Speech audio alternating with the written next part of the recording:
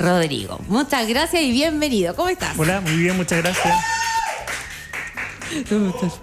Oye, eso, hablemos de este tema importante que marcó presencia mundial, internacional, que todos celebramos cuando... Chile se paralizó. Chile se paralizó. Hace 15 años atrás. ¿Tú te acuerdas claramente cómo fue? O sea, aparte de la expectativa de qué iba a pasar, porque esto es una película en cámara lenta. O sea, primero la apuesta de que si estaban vivos o no.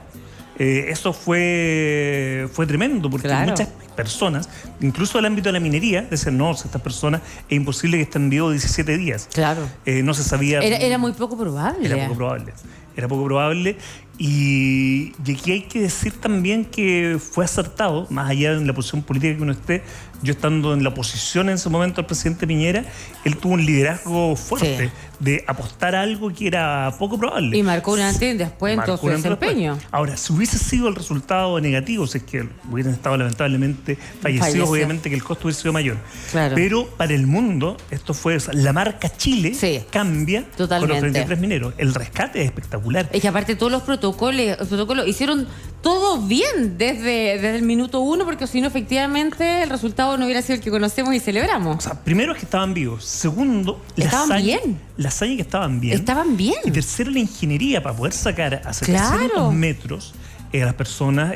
Lo de la cápsula Fénix. La cápsula Fénix es una obra de ingeniería que tremendo. Sí, porque ¿cuántas veces tuvieron que buscar para efectivamente encontrarlo? Y cómo mandaban información. Sí, la verdad fue toda una logística que efectivamente, como habíamos dicho, posicionó la marca de nuestro país en otro estatus y mostrando que todos los protocolos de seguridad, de cómo funciona el gobierno, de comunicación, ahí tenemos que verlo también, pero así un tic positivo para Chile y marcó una historia. Bueno, y la película también, sí, la verdad que esto fue todo este suceso que pudo haber terminado de una muy mala forma, tuvo una transmutación energética, como hablamos tanto de la energía, y al final fue un resultado positivo por todos lados. ¿Quedó algo negativo después de esto? Bueno, el agua probablemente a 700 metros estaba con mucha espuma, con mucha burbuja. Mucha burbuja. Sería interesante qué es lo que pasaba a 700 metros. Mira, tiene varias dimensiones. Sí. Desde el punto de vista político, también tiene una dimensión tremenda. En ese momento el presidente Piñera estaba asumiendo y con el papelito de los 33 mineros su popularidad se eleva por los cielos a nivel mundial. Esta hazaña da para una película y esa película tiene también un trasfondo político. ¿Por qué? Porque el protagonista, que era Lawrence Goldborn, como ministro de Minería del momento, esa película también apuntaba que él era candidato presidencial. O sea, tanto fue la efervescencia de lo que bien se hizo que aquí instalamos a esta persona como candidato a la presidencia. Claro. Y bueno, el resultado fue que él tuvo problemas después y finalmente no fue candidato. Pero esto dio para mucho.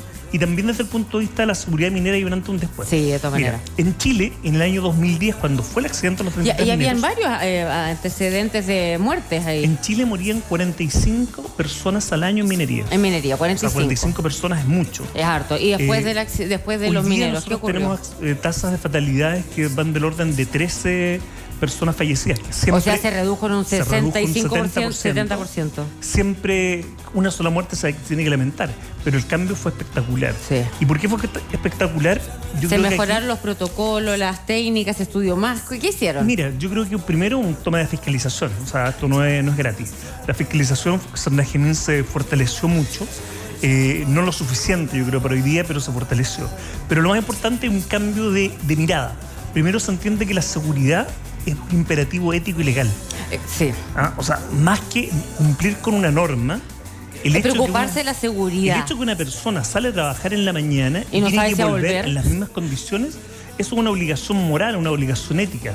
No es un cumplimiento de una norma. Y en eso hay un cambio, no solamente para la industria de la minería, recordemos que la construcción tiene muchos accidentes en Chile, y normas que la minería incluso, sabes que tiene detallitos importantes, invierte mucho en seguridad. Cuando nosotros vemos el chaleco reflectante, eso es una práctica que viene de la minería, que hoy día se pide a todos los autos que estén en caso de accidente. Hay varias normas que se han ido extrapolando porque andan bien. Y además yo creo que fue importante para relevar el caso de la minería. Chile es un país minero y a veces se olvida. Todos los ciclos económicos, políticos, sociales están marcados por la minería. Imaginemos nosotros lo que fue la Guerra del Pacífico. Todo lo que fue el aporte que hizo el salitre a la economía de Chile. la creación del ferrocarril. Hasta que salió el salitre sintético. Hasta que, mira, qué bueno lo que dices tú, Camila. ¿Ya? Porque lo que pasa es que cuando Chile tiene problemas con la minería, vienen problemas económicos. Que de todas maneras, si somos país minero. Hoy día andamos contentos porque estás con el cobre al 4.3. Pero cuando el cobre baja a 0.86, todo el país lo resiente. Entonces, el sueldo de Chile es el cobre. Es el cobre. Sí. Y cuando el cobre anda bien de precio, Chile anda bien. Sí. Ahora, los ciclos económicos están marcados por el cobre, porque Chile, imagínate que hubiese sido Chile sin Antofagasta. Claro, y sin el salitre, sin el cobre, sin la minería, son todos. Antofagasta era Bolivia antes de la guerra del Pacífico. Sí. Los mayores yacimientos de cobre. Sí, porque hubiera sido de nosotros. No estaríamos acá. No estaríamos en Chile. ¿Qué sería aquí? Hubiese sido distinto. Claramente. Chile no le tiene todavía el afecto a la minería. ¿Y por qué yo creo que no lo tiene? Porque la minería... ¿No serán conscientes o lo vemos como muy lejano? No, yo creo que hay un tema de contaminación. O sea, también la minería tiene una contraparte, que la minería contamina mucho. Sí, y aparte que también está este estigma de que los pobres mineros que están en malas condiciones, o de repente también porque ellos tienen una tarjeta. Sí, pero ojo con eso. ¿Ya? Porque solamente a mí me ha tocado viajar mucho y por minería también. Te tocó defender. Y ¿sabes qué? ¿Ya? Solamente en Chile se da este tema de los sueldos. Los sueldos del sector de la minería en relación a otras labores económicas son mucho más altos. Son mucho más altos solamente en Chile. Pero, por ejemplo... Y recuerda, no sé, de repente un bono de término de conflicto de Codelco. ¿Ya? Y te dan un bono de 25 millones de pesos. Eso en las áreas, zonas mineras, transforma... ¿Por qué? Porque llegan la venta de vehículos, la venta de camionetas, hay todo, pero además... ¿Qué pasa con la persona que no gana esos 25 millones de pesos por un término de conflicto? Es una situación arriesgada, es una actividad arriesgada. Sí. Pero también en Chile tiene sueldos que a veces son exagerados. Oye, estamos hablando me voy a cambiar un poco de tema, claro. Pero también hay enfermedades profesionales que yo he visto que los contratos, no sé si todos serán igual, pero que en algunas mineras que... Cuando hay una enfermedad ocupacional que si es detectada después de 15 años del cese del trabajo, ya la empresa no se debe hacer cargo. Eso, ¿qué te parece? Porque, por ejemplo, hay una enfermedad a nivel pulmonar. ¿Tú eres experta en prevención de riesgo? O sea, si soy ingeniera en prevención de riesgo, no he desarrollado mucho en mi carrera, pero... Es que esta pregunta tan técnica habla propiamente una persona experta. Tú estás hablando de la silicosis. No, creo que hay otra también, no me acuerdo de la silicosis, pero el proceso es bastante... Que al final los alvéolos pulmonares son los que se enferman, pero esta enfermedad se detecta después de 15 años del cese del riesgo. Sí. Entonces, ¿qué pasa en eso? Porque los trabajadores quedan totalmente desamparados y tampoco la ley los alberga. Entonces, por ejemplo, si tuviera un caso de eso, ¿cómo lo podría revertir para que efectivamente la empresa, que sí estaba relacionada, pero por ese tema del tiempo ya no cumpliría? O sea, hay que distinguir. Si es que la persona está en labores, en definitiva funciona toda la actividad de protección social. ¿Por qué? Porque estaba dentro de... Claro, del margen de tiempo. Si la persona estaba jubilada, en Chile las personas jubilan a los 65 años, probablemente sí la atención médica va a estar vinculada a eso, pero se trata de enfermedades profesionales porque están vinculadas a la actividad que desarrolló. Sí, no me acuerdo cuál era pero la silicosis es la enfermedad del minero. Sí, pero no era la silicosis, es otro polvo que, no recuerdo, a ver si alguien lo encuentra me lo soplan. Hay otro polvo que empieza, y está en todos lados, pero ahora se dejó de usar porque se usaba para todo. Bueno, y ahora también el abesto. Ese. Hoy día 15 años después no sale. Solamente en la minería. Están todos, muchos la construcción. Muchos techos en Chile todavía tienen abesto. Y hay empresas especializadas que te lo sacan. Claro, porque se dieron cuenta efectivamente que es muy nocivo. Estamos hablando de lo que son metales pesados. Claro, y no hay forma de cómo sacar esos metales pesados del cuerpo, pero efectivamente empiezan a aparecer, la enfermedad se manifiesta 15 años después de la exposición. Sí. Y 15 años después tú llegas a una empresa y le dices, me enfermé 15 años después de estar trabajando y... No, se podría armar un caso, pero no es fácil. Ahora, en sí, hoy día los protocolos en cuanto a protección funcionan mucho. Además, tú tienes todas las faenas mineras en Chile, te piden un examen de minería, que tú puedas tener la condición para subir a altura, tú puedas tener condición pulmonar, tú puedas tener condiciones de reflejo, y por tanto eso se va detectando. Esos exámenes son anuales, en algunos casos son cada 6 meses. Y eso funciona bien. O sea, eso ya, un protocolo Chile, que no funciona bien. No, eso hemos avanzado. Sí, o sea, en definitiva, mira, cuando se habla de subsole, de lo que era la minería del carbón en Lota, O sea, eso hoy día en Chile es distinto. Claro, no, pero seguimos hoy día, mientras tú tengas solamente una persona que muera, es un tema que te debes preocupar. Además que esto es como una cuerda floja, si tú la sueltas un poquito, le das el riesgo. Aumenta el riesgo, claro. Aumenta el riesgo, tal Ahora, cual. además esto tiene una relación. Cuando tú tienes costo de producción más alto, inviertes más en seguridad. Si quieres bajar el costo de producción, generalmente le tocas a la seguridad. Ahí hay un problema todavía. Claro. Pero en sí nosotros tenemos buenas, más allá, este año fue horrible. Nosotros vamos a cerrar un 2025 con el accidente de Codelco, del teniente, claro. Que era un accidente evitable. Y además ahí, pucha, yo aprovecho a hacer una queja, demoran mucho las investigaciones. ¿Y por qué demoran mucho? Porque es que tampoco se pueden equivocar, porque está la familia, está el riesgo de la empresa, parar la producción, o sea, parar una faena. Pero tienes que pararla. ¿Sabes que yo no, sí, claramente, sí hay que pararla. Es una cosa de ética. Claro, o sea, eso tiene que ser así. Pero es importante que las investigaciones se vayan conociendo. ¿Por qué? Porque lo peor que tú puedes hacer cuando tienes un accidente minero es no aprender del accidente. Claro. Y eso la investigación lo es clave. Sí. Claro. Y en eso, bueno, yo creo que la minería hay que acercarla al chileno. Nosotros somos un país que depende de la minería. 100%. Y además tenemos otro problema, que no aprendemos mucho en cuanto a aprovechar los ciclos buenos. Con el litio, ¿cómo los ciclos buenos? Mira, ¿Cómo sería con eso? el litio nos ha pasado que nos hemos ido en una discusión respecto a la propiedad del litio. Pero nos hemos perdido en cómo exportarlo, cómo si debiéramos tener una fábrica de baterías para autos acá en Chile, cómo hacer el reciclaje, y en eso se nos fue de repente el super ciclo del litio, claro. Se nos pasó en 7 o 8 años, claro. Y lo pudimos haber ocupado mucho más. Hidrógeno verde es una discusión que viene ahora, que también hay que hacerlo. Sí. Pero Chile va a seguir dependiendo del cobre, y lamentablemente nosotros no exportamos el cobre refinado. Exportamos a veces el cobre en volúmenes para China, particularmente donde llega China, tienen capacidad de fundición, sacan otros elementos, claro. Tierras raras, una serie de cosas más que nosotros no aprovechamos. Pero nosotros igual ahora estamos empezando a aprovechar más el cobre. De esto también es una invitación para aprovechar más. Pero, por ejemplo, se hacen ya a nivel diferente de la minería totalmente, pero ya se hacen ropas con fibras de cobre que sabemos que tienen propiedades, de repente accesorios, o qué otras cosas. ¿Cómo podríamos utilizar mejor nuestros recursos como el cobre, que no nos pase lo mismo que con el litio? Es que eso sabes que es súper marginal, porque yo te digo que tú de repente compras un cable eléctrico, ¿ya? Y el cable viene de China, siendo que ese cobre viene de acá. Y podríamos hacer nosotros el proceso productivo, ¿ya? Las cañerías de cobre, que la cañería de cobre es muy buena, es mejor que las de PVC. ¿Por qué? Porque el cobre tiene propiedades antibacteriales. Claro. No, y PVC, de hecho, agarra todo lo malo. Claro. Ya. ¿Y esas cañerías de cobre de dónde vienen? Las hacen allá, pero nuestro cobre. Nuestro cobre. Entonces ahí tenemos un problema. O sea, yo siempre le decía de repente al presidente de la Tsunami, ¿por qué nosotros no tenemos la principal fábrica de cañerías, la principal fábrica de cable? Es un poco ridículo. Claro. Lo que pasa es que el negocio de la minería a veces es tan bueno que se les olvida que pueden hacer más cosas y se enfocan solo en eso. Nosotros en Chile tenemos un problema en la economía, agregar valor. Y no agregamos, o sea, tenemos una economía que depende de los recursos naturales, pero a muy baja escala en cuanto a lo simple que es.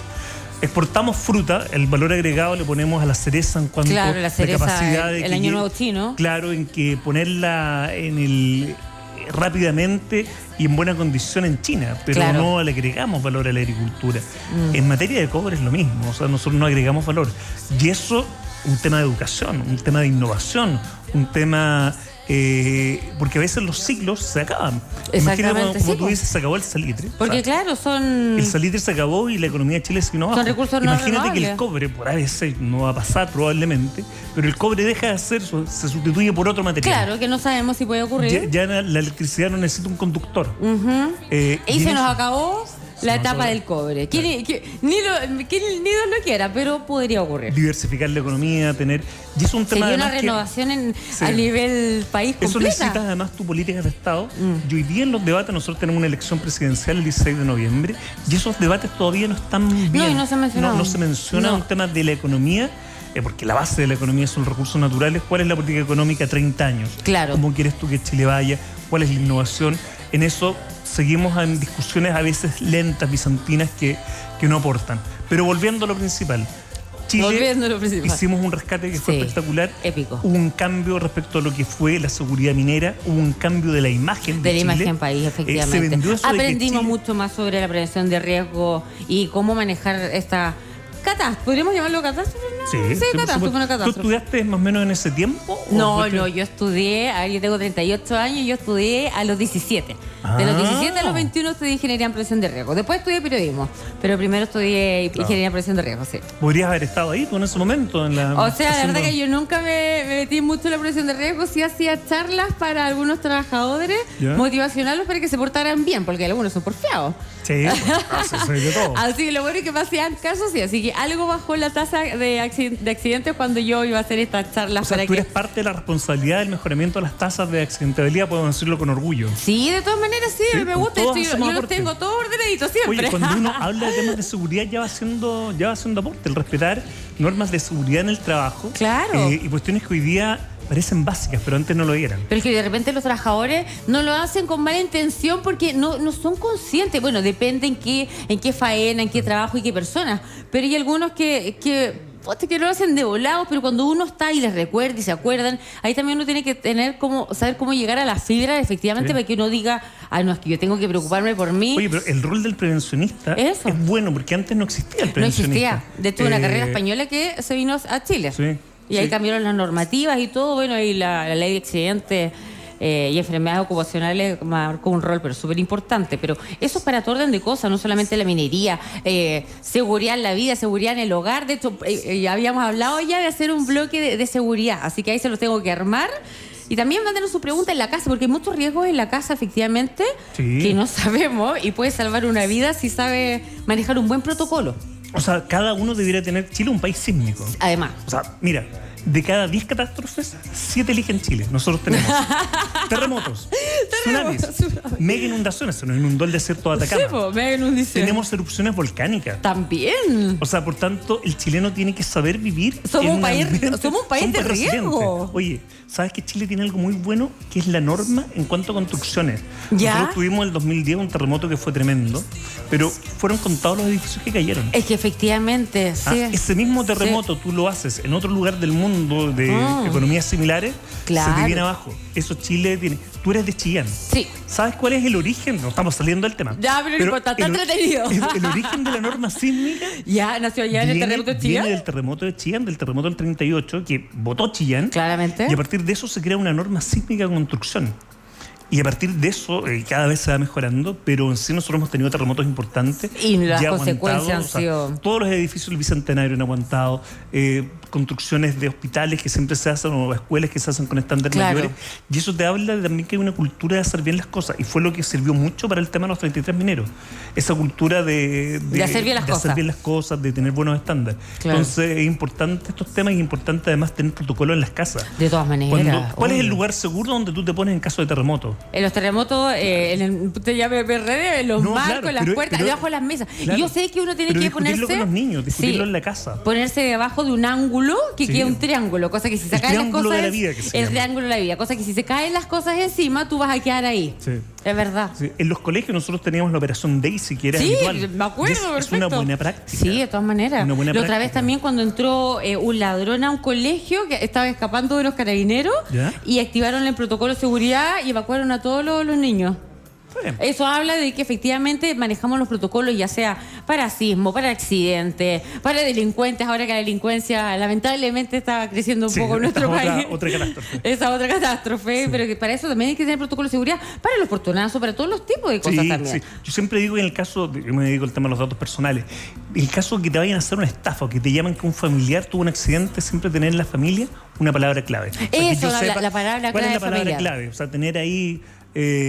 para no que te pillen porque te imitan la voz, te imitan todo y saber qué es lo que puede pasar. Nos hemos ido arrancando del tema a los 33, pero es parte de la cultura que dejó. Exactamente, aumentar mucho más y ser más consciente de los riesgos, tener buenos protocolos y en el fondo aprender de los errores, pero es lo de la seguridad y la prevención es fundamental, sinceramente. Pero también es que saber reaccionar. Pero al final la seguridad, los protocolos, habla todo de prevención de riesgo y prevención de riesgo en todas las áreas de cosas. Y Chile...